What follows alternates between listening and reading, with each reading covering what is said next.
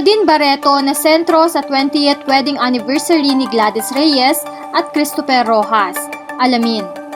Viral ngayon sa TikTok ang selebrasyon ng 20th wedding anniversary nila Gladys Reyes at Christopher. Matapos makuha ng aktres na si Claudine Barreto ang atensyon ng mga naimbita sa nasabing selebrasyon. Dahil di umano sa mga pahayag nito sa stage at binabati ang kaibigan na si Gladys at ang asawa nito. Ikinagulat ni Gladys ang mga nasabing pahayag ni Claudine na inimbita nito sa harap ng entablado at sa harap ng mga bisita nila. Na walang prenong sinabi nito na ayaw niya makatrabaho ang kapwa-aktres na si Angelo De Leon, na isa pa sa pangunahing bisita nito sa nasabing pagdiriwang. Bukod sa 20th wedding anniversary ni Gladys Reyes at Christopher Rojas, ay 18th birthday din ng kanilang panganay na si Cristo. Kaya naman napakadaming dumalo sa gabing iyon, lalo na sa mga kaibigan at kasamahan sa showbiz. Kaya nagulat ang marami sa naging pahayag ng aktres na si Claudine Barreto nang ito ay inimbitahan sa harap ni Gladys Reyes. At napagkwentuhan ng dalawang magkaibigan tungkol sa reunion project nila, na ani ni Claudine ngayon pa lang ni manifest niya na. Sagot naman ni Gladys dito, talaga game ka doon na matutuloy ang reunion project natin with Juday at Angelo? Ngunit biglang nag-iba ang reaksyon at naging seryoso ito at sabing no, hindi. Ikaw lang at ako at Judy, walang Angelo. Dagdag na pahayag ni Claudine, hindi niya alam saan galing ang kasama si Angelo sa reunion project na gusto niya. Sagot ni Gladys, ha? Talaga ba? Seryoso ka ba? Nang biglang magsasalita pa ulit si Claudine, nilayo na ni Gladys ang kanyang hawak na mikropono at sinabing huwag seryosohin ang mga pahayag ni Claudine. At nagbiro na lang si Gladys nang ikaw ha, suplada ka na ulit kasi ang payat-payat mo na.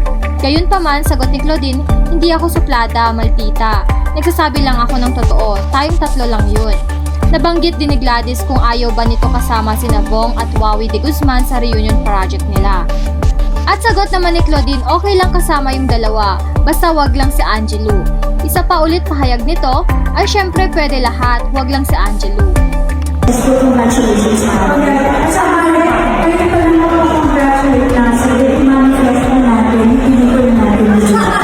Ayun na nga, hindi ka ba doon, Tao? Hindi ka ba doon? Matutuloy ang reunion project natin with Juday at Angelo? No, hindi. Tayo ako, Angelo. Wala Angelo. Ha? Oo. Parang ko sandali yun.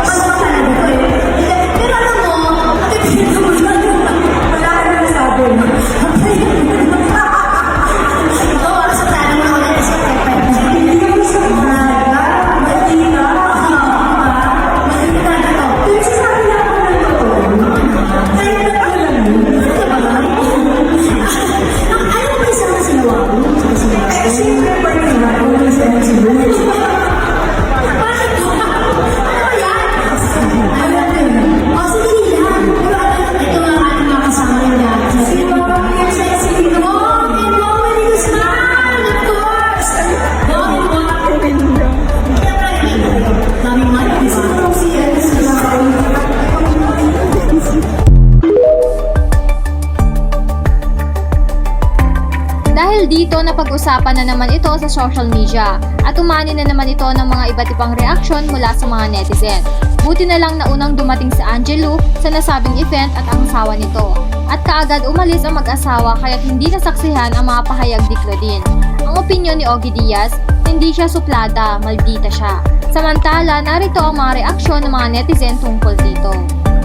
Ay wow, haha, mas gusto ko pa nga si Angelo at Gladys magsama. Angelo is very professional like Gladys Reyes and Judy Ann Santos. Si Claudine lang naman sa apat ang may attitude. Di hamak na mas the best si Angelo kesa kay Claudine. It was not right for Claudine to insult Angelo in public. It only shows her the lack of breeding. What can you expect anyway? Just laugh away. Don't judge Claudine, baka may past sila na issue ni Angelo kaya hindi niya feel yung tao makasama sa reunion nila. Hindi masama maging prangka at tinanong siya so sumagot lang siya sa gusto niyang sabihin. And being a Barreto, nasa dugo nila ang prangka. Opinyon niya yun, so sino ba tayo para makialam sa gusto niya? Hindi siya perfect pero sinasabi lang niya na ayaw niya. Kesa naman makipagplastikan siya kay Angelo kahit ayaw niya dun sa tao.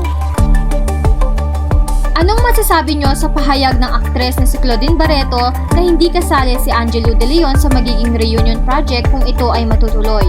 Ano nga ba ang issue ng dalawang aktres?